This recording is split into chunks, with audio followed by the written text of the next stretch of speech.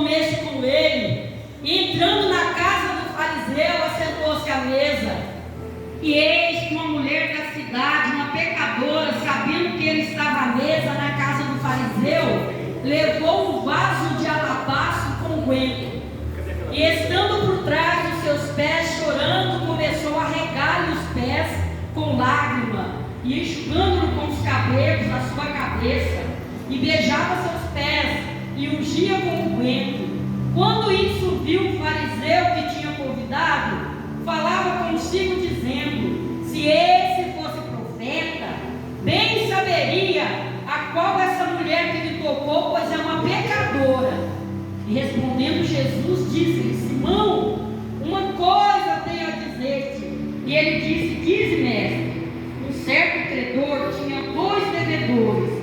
Um lhe devia 500 dinheiros e o outro 50. E não tendo eles com que pagar, perdoou-lhe ambos.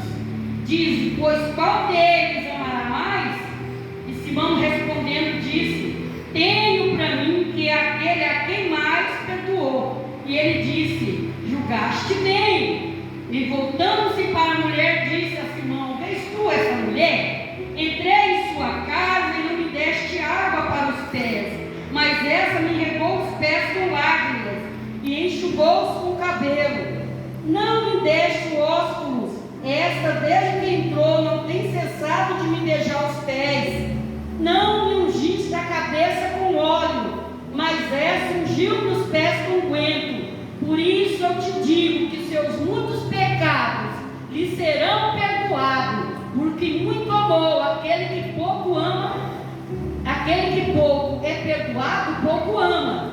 E disse ela: os teus pecados, e disse ele a ela: os teus pecados estão perdoados. E os que estavam à mesa começaram a dizer entre si: quem é esse que até perdoa pecados? Ele disse à mulher: a tua fé te salvou, glória, vai em paz. Glória a Deus, aleluia, Jesus. Simão era um fariseu. Não era Simão, irmão da Maria, era Simão fariseu. Ele convidou Jesus para ir comer na casa dele.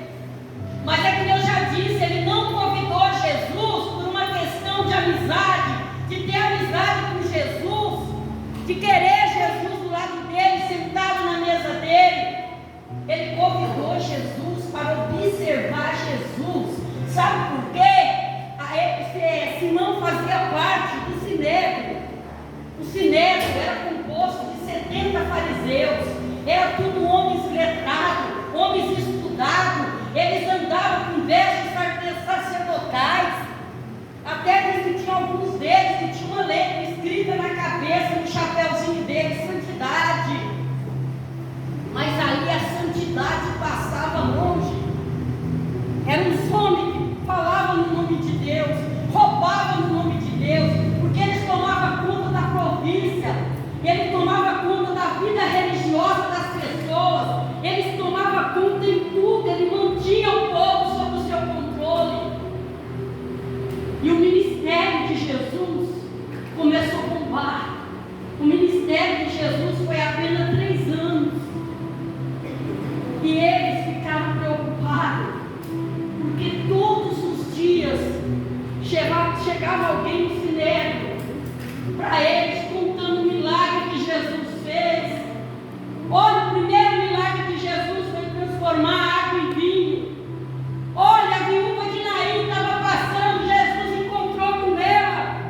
Ela ia enterrar o filho. Jesus tocou na esquife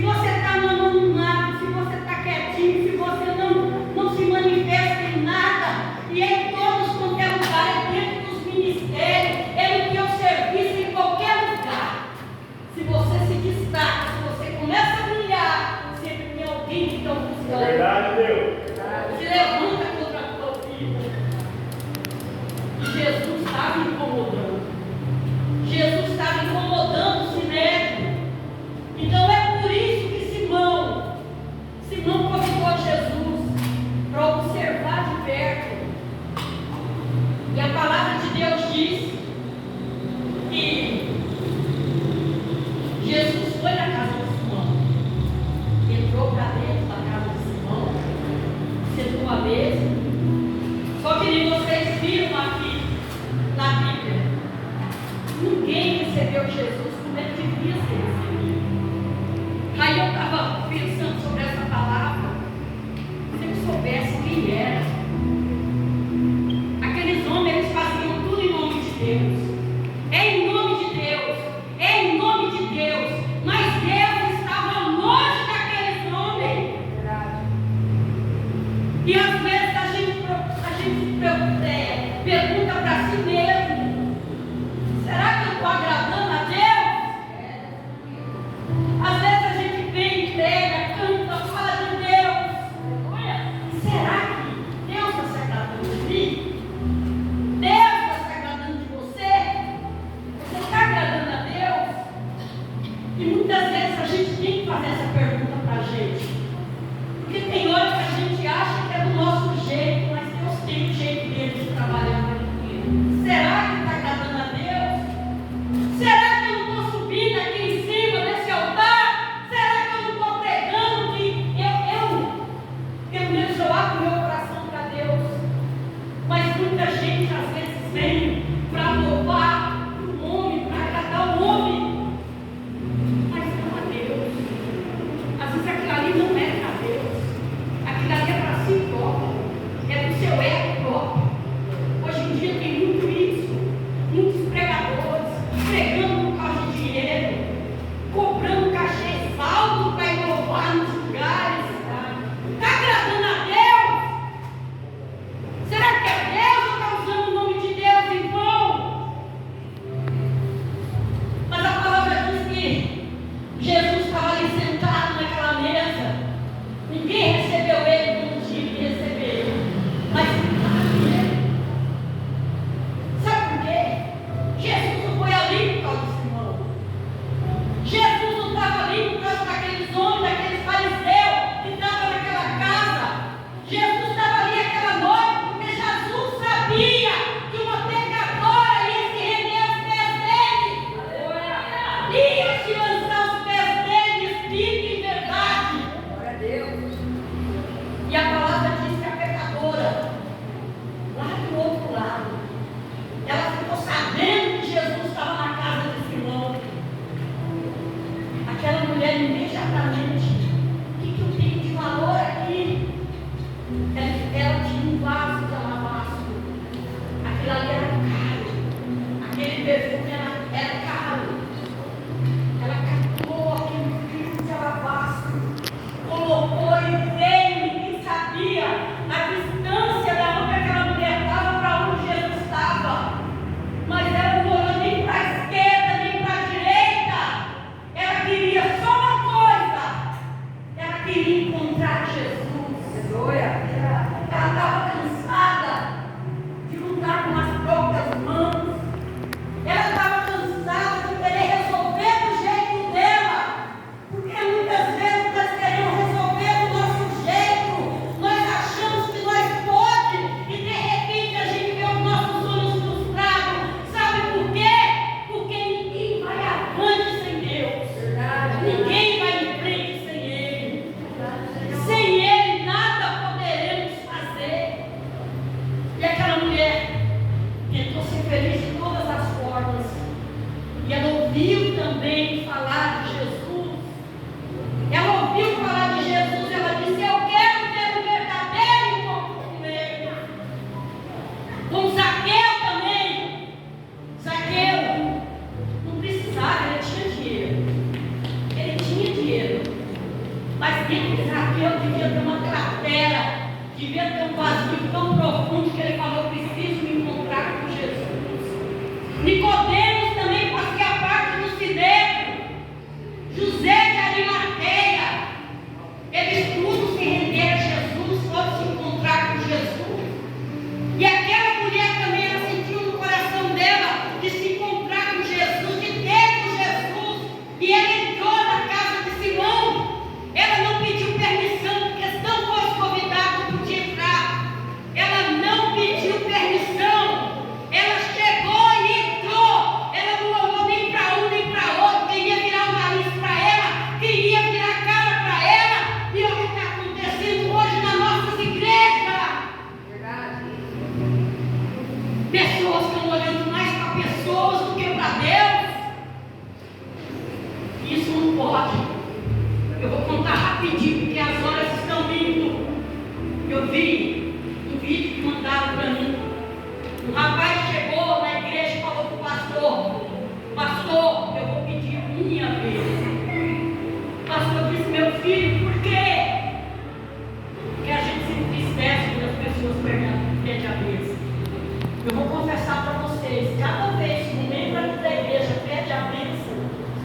choro.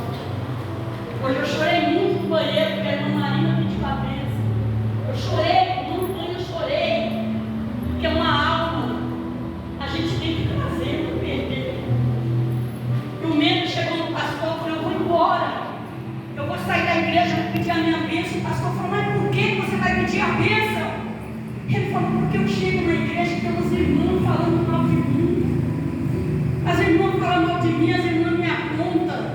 E eu chego, fico me apontando, cochichando. Aí o pastor disse para o meu jovem, eu só vou te pedir uma coisa nessa noite. Pegue uma taça para mim. Vai lá no bebedouro.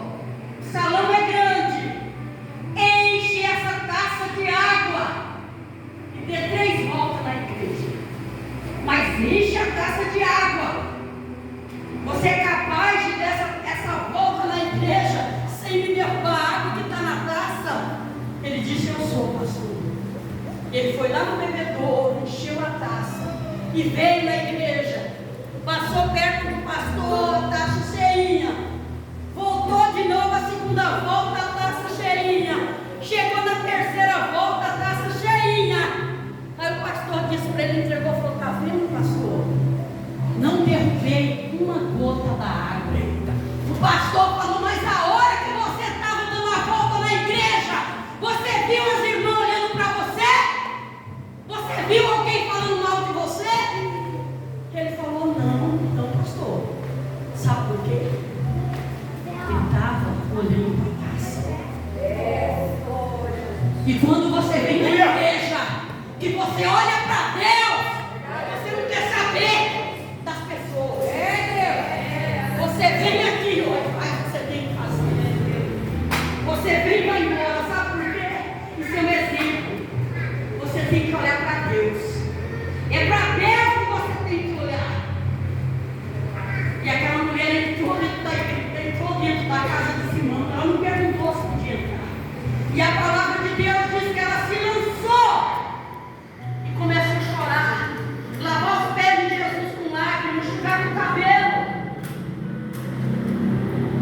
E aquele homem pensou na cabeça dele, fariseu. Se ele soubesse, se ele fosse profeta, ele saberia que essa mulher era uma pecadora. Mas aí Jesus, na hora, já começou a falar com ele. Eu cheguei aqui, tu me deixa essa função. Tu não lavaste os meus pés. Tu não me recebeste. Tu não faz o que ele pediu os outros fazer. Mas Deus é assim. Se não faz, ele levanta o que faz. Oh, glória. Aleluia. Querido, eu estava pensando, se não fosse profeta, saberias que ela era uma pecadora. Lembra da samaritana que Jesus pediu água para ela? Jesus disse, se tu soubesse, tu não ia me dar água, tu ia me impedir da água da vida. A mesma coisa era ele. Porque às vezes a gente pensa que a gente pode esconder coisa do homem, da mulher, faz as coisas ocultas em secreto. Mas eu quero dizer para você, ele sabe até o que você está pensando. Ele conhece o teu pensamento. Ele conhece você profundamente. Antes de abrir a boca, ele sabe o que você ia dizer. E aquele fariseu, eu acredito que a hora que Jesus falou com ele, ele ficou parado. Porque Jesus sabia tudo que ele estava pensando. E Jesus falou para ele. E ele pegou aquela mulher e disse para ela, vai em paz. Teus pecados estão perdoados. Gente, tem um tipo de perdão. As igrejas ultimamente, os pastores, falando de arrependimento, em perdão, em pecado. Eu vou dizer para vocês, tem uma coisa que afasta as bênçãos do Senhor na tua vida: o pecado. Ai, mas eu estou pecando, você sabe. Todos nós aqui, ninguém é inocente e nem criança para para saber aonde a gente peca, aonde a gente está falhando. E eu vou dizer para vocês, às vezes Deus está lá com uma bandeja para entregar na tua mão, está com uma bênção tão grande para entregar na tua mão, mas o inimigo sabe, ele sabe o meu ponto fraco, ele sabe o teu ponto fraco, ele sabe aonde que ele te pega, ele sabe o que fazer para te fazer cair. E quando Deus está preparando a bênção para mandar entregar para você, Ele corre na frente e vai te entregar os manjares dele. Vai te entregar os manjares. Aí você está lá no começo da fila para receber a sua bênção. O acusador corre e fala: você vai dar bênção para ele? Você vai dar bênção para ela? Você viu o que ele está fazendo? Você viu a hora que ele está sozinho, o que ele faz? Ele vai lá ver as pornografias dele. Você viu quando ele está sozinho, o que ele faz? Você viu quando ele está na igreja é uma coisa, quando ele sai lá fora é outra? O que Deus pode fazer? Reter a bênção. Aí você está lá no começo da vida, você volta lá para o último lugar. E muitas vezes a gente fala: a vida não muda, a minha vida não vai. Gente, deixa o pecado, tampa as brechas, tampa todas as brechas. Eu e você sabemos aonde está a nossa brecha, sabemos onde é a nossa falha, sabemos aonde é o nosso ponto fraco. Então você sabe aonde é o teu ponto fraco, então vigia, tampa as brechas, porque o pecado te afasta das bênçãos, te afasta de Deus. Isso eu falo de experiência própria. Eu entrava dentro das igrejas, escondia um cigarro de maconha lá fora.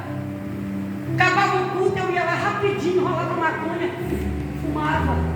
Ninguém está vendo, o pastor não está vendo. Cheirava minhas cocaína, bebia minha bebidinha. Ninguém está vendo. Quem está vendo? Quem vai me acusar de estar fazendo escondido? Mas eu não conseguia entender que ele estava vendo tudo. E talvez era por isso que a minha bênção não chegava, era por isso que eu não era abençoada. Eu cansava de aplaudir a bênção dos outros, mas a bênção não chegava até mim. Eu sou culpado, Deus é culpado, o diabo é culpado. Não, muitas vezes é a pessoa que é culpada. Mas graças a Deus, um dia eu fui numa igreja. Por isso que eu falo, quando chegar dentro da igreja, presta atenção na palavra. Presta atenção na palavra. Que a palavra é semente para o teu coração. Ela cai dentro de você. E você do nada, você começa a pensar naquela palavra. E de repente aquilo começa a florescer dentro de você. Presta atenção, até nas letras do hino, começa a se alimentar. E depois que eu vi aquela palavra, eu falei: não, vou mudar. Eu vou ver se esse Deus é poderoso mesmo. Eu vou ver se Ele tem poder de mudar a minha vida. E provei Deus. Eu vou fazer tudo certo. E eu vou ver o que esse Deus vai fazer na minha vida. Se Ele transformar a minha vida, eu nunca mais deixo dele. Aleluia. Gente, não foi de uma hora para outra. Foi indo. Porque Deus tem um tempo de trabalhar. Deus foi mudando a minha vida.